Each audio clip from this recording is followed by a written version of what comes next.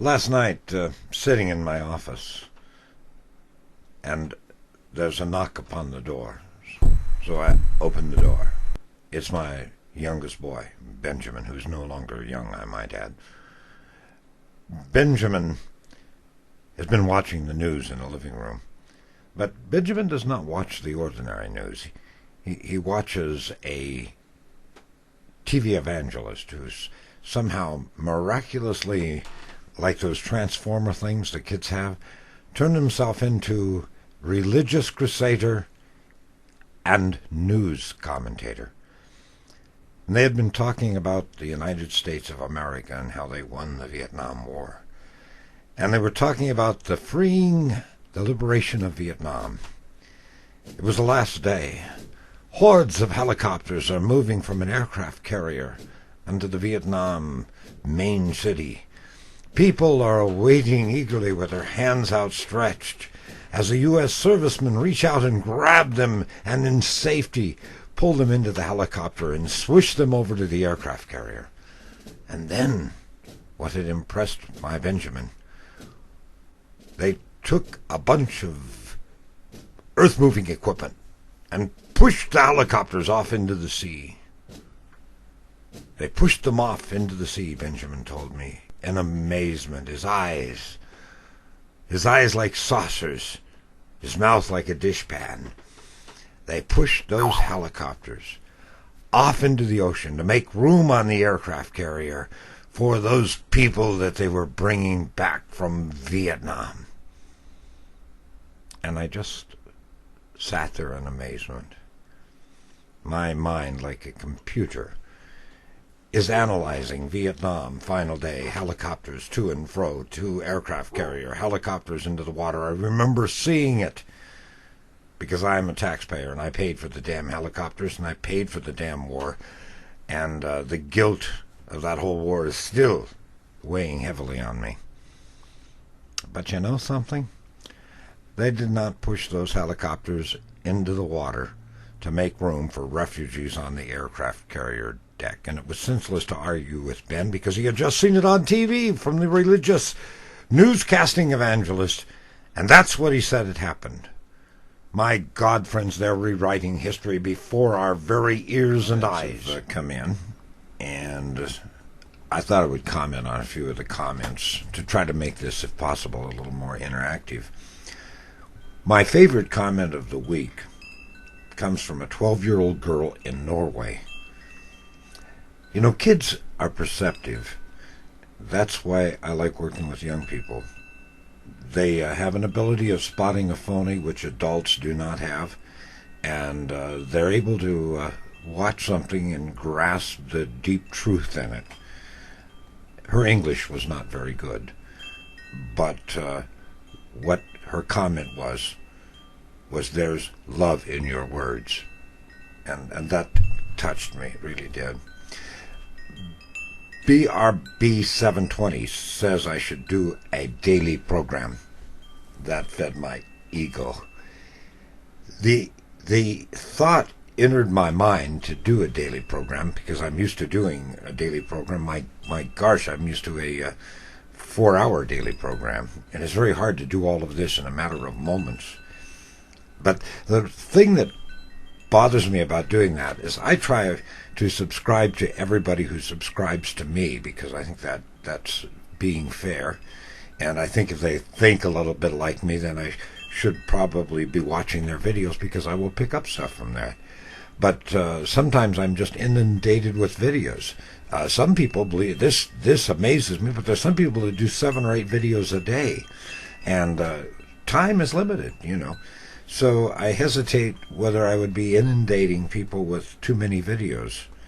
Rogue Rogers says he's learned a few things, and I teach.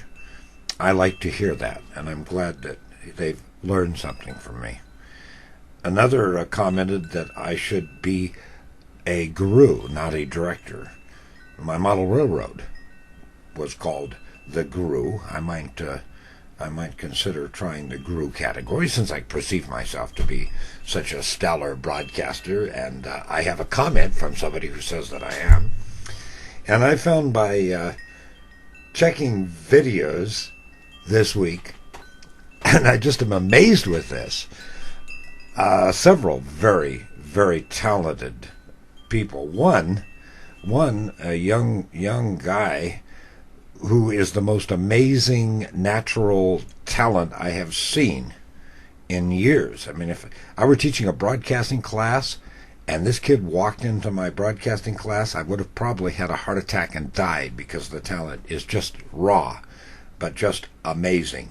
It is wonderful, the talent that is here on YouTube and not yet discovered. It's so frustrating that these creative geniuses do this work and nobody watches it.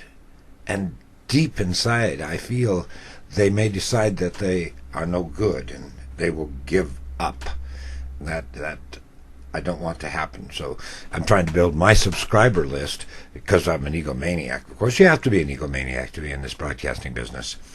But it's even different than that, because I want to have a platform that A, would have some power to make some changes in this world, and two, power that would allow me to introduce people to people that are talented, so maybe they can go on and have a career in this broadcasting business like I had, because not of any of my doing, but because other people saw that talent in me, and those people had the talent and the ability and the resource to make what I did available to hundreds of thousands of people.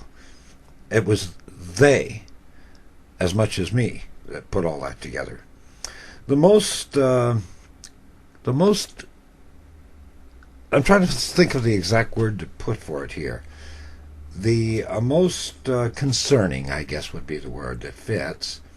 Video was by, and why do we have screen names that are impossible to pronounce? I should talk with a name like Casapuro. But Brian Rel 7, we'll say that's what it is, did a video, and he sent it to me to look at. It's WTC Squibs and Demolition Explosions. I'm going to attach it, I think, for a limited time here, onto the videos that are watched on my blog, and under, favorites. Look at that video.